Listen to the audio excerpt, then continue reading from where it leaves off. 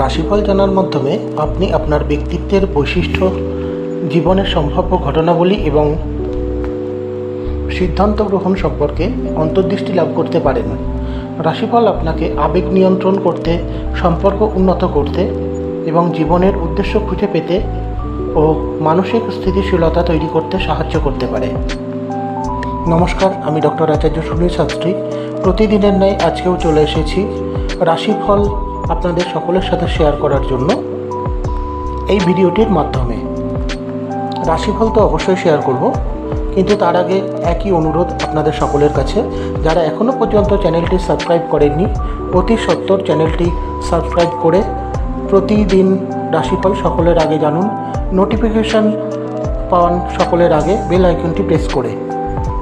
ভিডিওটি ভালো লাগলে শেয়ারের মাধ্যমে ঘরে ঘরে সকলের কাছে রাশিফল পৌঁছে দিন।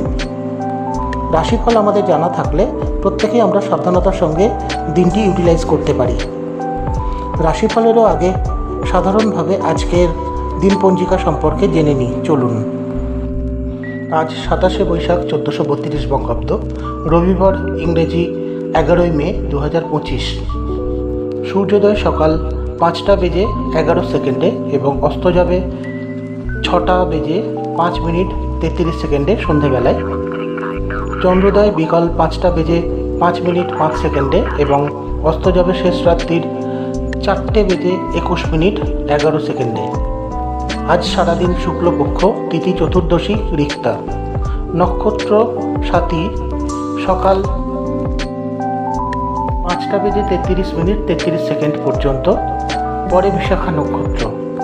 আজ শ্রী নরসিংহ চতুর্দশী এবং জন্মে তুলা রাশি। চলুন এবার জেনে নেওয়া যাক আজকের রাশিফল সম্পর্কে। মেষ, সন্তানের জন্য সম্মানহানি ঘটতে পারে। বৃষ, ধর্ম সংক্রান্ত বিষয়ে তর্কে জড়াতে পারেন। মিথুন, অফিস কলিগদের সঙ্গে বিরোধিতা। কর্কট, ঋণ মুক্তির সুযোগ ঘটতে পারে। সিংহ, প্রতিবেশীর অশান্তির দায় আপনার হতে পারে। কন্যা, কর্মস্থানে সমস্যা দেখা দিতে পারে। তুলা, ঘুরতে গিয়ে শারীরিক অসুস্থতার সম্ভাবনা। বৃশ্চিক, সন্তানের জন্য অর্থক্ষতির সম্ভাবনা। ধনু, আর্থিক সাহায্য পাওয়ার সম্ভাবনা রয়েছে। মকর, আপনার বিষয়ে সমালোচনা বৃদ্ধি পাবে।